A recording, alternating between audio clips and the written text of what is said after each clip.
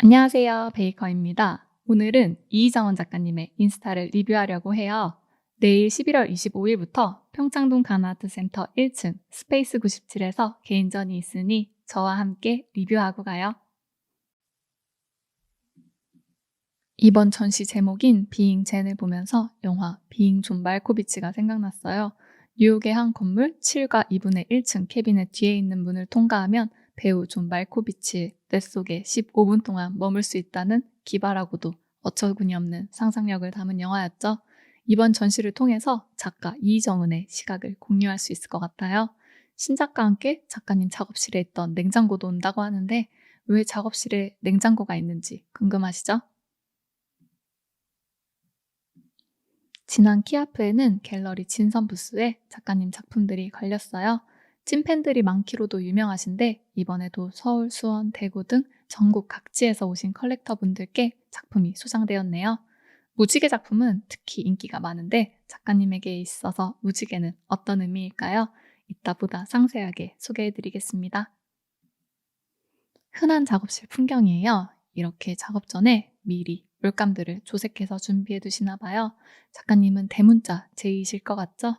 유화 물감을 사용하시는데요. 물감들이 굳는 걸 방지하기 위해 중간중간 냉장고에 넣어두신다고 해요.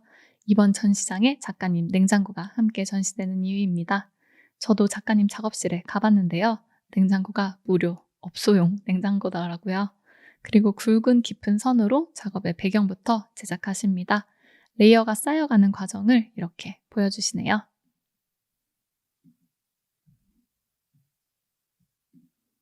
작품 특성상 작가님은 캔버스를 바닥에 두고 앉아서 작업을 하세요. 오른손에는 붓을 치고 왼손은 바닥을 짚어서 자세를 만들죠. 그래서 작가님의 왼손 바닥에는 이렇게 굳은 살이 잡히고 발등에는 멍이 들어요. 노동은 신성하고 신성함은 작품에 배어들죠. 많은 작가님들이 수행하듯 작업을 하신다고 하죠. 이렇게 작업하면서 스스로 처절하게 인간이고 동물임을 자각한다고 하세요. 올해 2월엔 더현대 PBG에서 개인전이 열렸었어요. 정말 많은 분들이 오셨고 작품들도 완판되었죠. 모든 전시가 그렇겠지만 작가님 작품처럼 두께가 깊고 미묘하고 오묘한 물감층들의 변주가 있다면 직접 눈으로 감상해야 해요. 절대 인쇄물이나 디스플레이로는 옮길 수 없는 그런 분위기가 있어요. 게다가 작가님은 유화 물감을 쓰시잖아요. 작품 포장지를 벗길 때 나는 유화 특유의 냄새까지 정말 완벽했던 것 같아요. 아마도 작가님 작업의 애호가 분이신 것 같아요. 2월 전시를 영상으로 담아주셨어요. 백화점 특유의 시크한 인테리어에 작가님의 온기 가득한 작품들이 걸렸던 그 풍경을 다시 보니 반갑네요. 작가님의 작품은 일견 추상 같지만 구상에 기반하고 있어요. 2월 전시에 나온 시포 작업인데 눈사람들이 인상적이었어요. 눈사람의 형태도 형태지만 컬러 보세요. 게다가 유화 특유의 크리미함까지. 작품이 맛있어 보이기는 또 처음이네요. 공실TV에 이정은 작가님이 출연하셨어요. 작가님 작품의 변화와 함께 생각과 태도의 변화 과정도 설명하고 있습니다. 뾰족하고 이지적인 2030대 작업에서 모든 것을 표용하고 관조하는 현재 작업에 이르기까지 솔직담백하게 이야기해 주셔요. URL은 댓글에 남겨둘게요. 1년 전 홍콩 오라오라 갤러리에서 열렸던 작가님 개인전 풍경입니다. 미술 관계자 여러 분들이 오셨고요. 그리고 현재 국내에서는 드물어진 기자간담회도 열려서 여러 매체에서 전시를 소개했다고 합니다. 개인전은 결혼식과 비슷한 느낌인 것 같아요. 라며 소회를 남기셨어요. 홍콩 센트럴에 위치한 갤러리인데 하얀 벽면과 나무 바닥이 작품에 집중하기엔 최적이라는 생각이 들어요. 오라오라 갤러리 개인전 전시장 풍경입니다.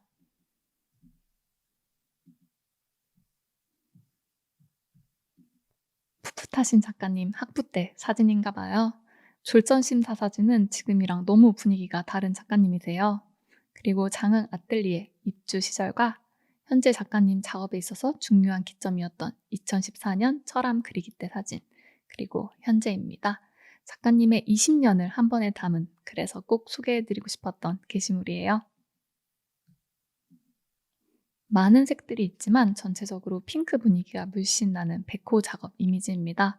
역시 컬러별로, 명도, 채도별로 여러 물감들을 미리 준비해 두셨어요.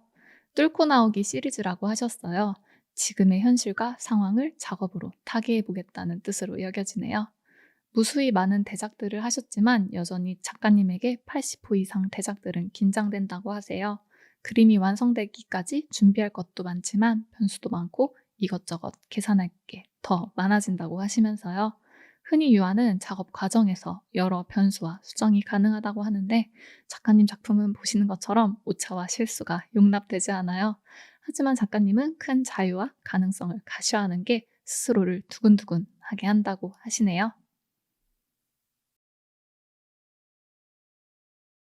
흡의 판교점 전시 풍경이에요. 여기서 저는 첫 번째와 다섯 번째 작품 속 나무가 인상적이었어요.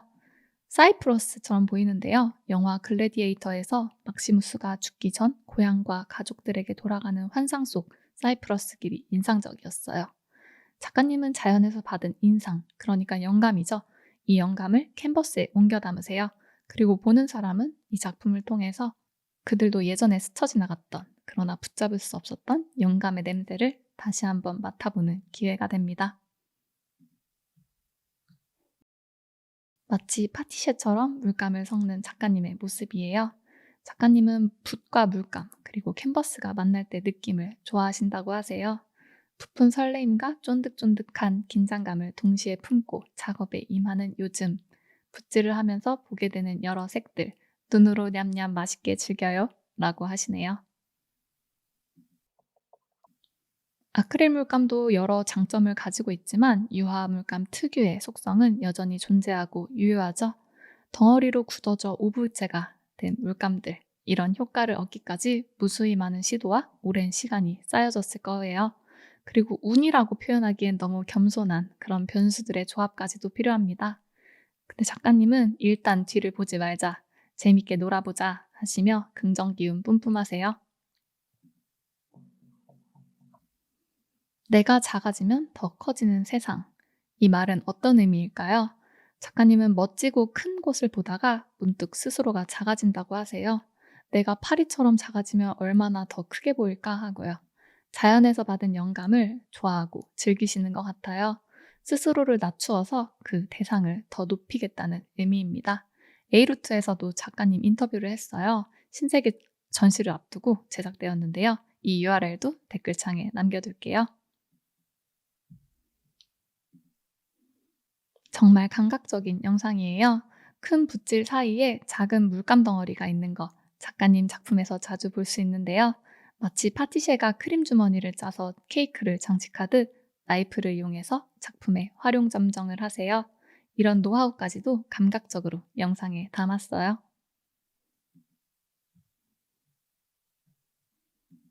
앞서 작가님에게 있어서 무지개란 어떤 의미일지 보다 자세하게 설명해 드린다고 했는데요.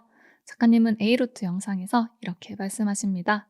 역설적이게도 무지개는 가질 수 있지만 가질 수 없는 그런 대상이라고 해요. 누구나 좋아하고 또 좋아하기에 사진으로 찍든 기억 속에 간직하든 하지만 그건 사적인 소유는 아닌 거죠. 그런 대상으로서 무지개는 작가님 작품 속에 등장합니다. 그래서 작가님의 이전 작업, 마트 등 소비 사회를 그려낸 작업들과 더 연관성을 가진다고 해요. 매번 시간에 쫓겨서 소개를 제대로 못 해드리는 것 같은데요. 작가님 인스타 속에는 작가님이 만난 자연의 풍경들도 많이 담겨 있어요. 특히 물가에서 노는 물새들이 많은데요. 이들의 여유로움이 화폭에는 이렇게 옮겨졌어요. 그리고 이제 작품 속 포인트들 어떻게 작업하셨는지 아시겠죠? 작가님의 작업 중 보기 드문 인물 소재 작품 두 점입니다. 근데 너무 재밌어요. 첫 번째 작품 제목은 거만한 사람이에요. 그리고 좀 더 풍경처럼 보이는 두 번째 작품은 선악과를 먹은 여자입니다. 읽어보니 초기에는 인간과 자연, 마음 모두를 모티브로 다루셨다고 해요. 그리고 작가님의 최종 픽은 다름 아닌 자연이죠. 제 생각으로는 그렇다면 향후 작가님의 작품의 주제가 마음으로 옮겨가실 수도 있지 않을까요? 2021년 합정동 갤러리 초이 개인전 풍경입니다. 이때 전시가 좋았던 기억이 나요. 작가님 인스타를 보기 전이라서 왜 이런 작업을 하시는지에 대한 정보가 없었던 때죠. 그래서 정말 순수한 눈으로 캔버스 위에 발려지고 쌓여진 물감의 층을 바라보았어요. 칸트는 그의 판단력 비판에서 아름다움을 대할 때 태도를 무관심성이라고 말해요. 즉 사심 없이 아름답게 느껴지는 거죠. 미적 판단은 정치나 경제 등 다른 어떤 요소에 종속되지 않는 자율적인 존재니깐요. 전시장에서 제가 못 봤던 작품이에요. 제목은 거기로 시작하는 작가님의 전형적인 형태입니다. 거기 흐린 날의 무지개. 형태는 알아볼 수 없지만 숨길 수 없는 무지개의 존재감이에요. 이 작품 소장되었을까요? 꼭 한번 실제로 보고 싶네요. 2020년 7월 14일, 소나기라도 한 판 시원하게 쏟아진 직후일까요? 작가님이 만난 무지개입니다. 우리 모두 좋아하지만 어느 누구의 소유도 아닌 무지개이죠. 예전에 소비사회를 주제로 했던 마트 이즈 아트 시리즈입니다. 표현이나 제목에서 느끼듯 현재 작가님 작품과는 확연한 차이를 가지고 있죠. 같은 작가라고 상상이 되세요? 얼마 전 이사라 작가님 인스타 리뷰 때도 말씀드렸지만 작가님들이 작업을 바꾸는 것은 대단히 어려운 결단이 필요했을 것 같아요. 2016년 3월입니다. 카오스라기보단 가이아 같은 풍경이에요. 원초적이지만 모든 에너지가 응축되어 있어요. 덩어리 물감들은 이리저리 붙고 흩어져 특정하기 힘들지만 그렇다고 추상이라고는 볼 수 없는 묘한 풍경을 만들어냅니다. 2019년은 작가님이 인스타를 시작한 해예요. 거의 첫 번째 게시물 제목은 물에 빠진 여자였네요. 새로운 표현 속에 빠진 여자의 손짓은 구조일까요? 환호일까요? 릴스는 다음 기회에 하려 했는데 딱 하나만 소개해 드리려고요. 2021년 연말 작가님은 화포해변을 찾았고 아침 해돋이 후 갈대들과 바람의 인사를 영상에 담았어요. 이 윤술도 언젠가 작가님의 캔버스를 만나 작품이 되었겠지요? 오늘 다 소개하진 못했지만 릴스들도 꼭 보셔야 해요. 작가님과 같은 시야를 잠시나마 가질 수 있습니다. 작가님 인터뷰 중 인상 깊었던 말씀을 옮기면서 오늘 영상 마무리할게요. 난 인간이기도 하지만 난 자연이구나. 자연이 멀리 있지 않구나. 붓질에서도 자연의 바람을 닮았다. 내가 자연이구나. 이걸 보여드리고 싶다. 그럼 지금까지 베이커였습니다.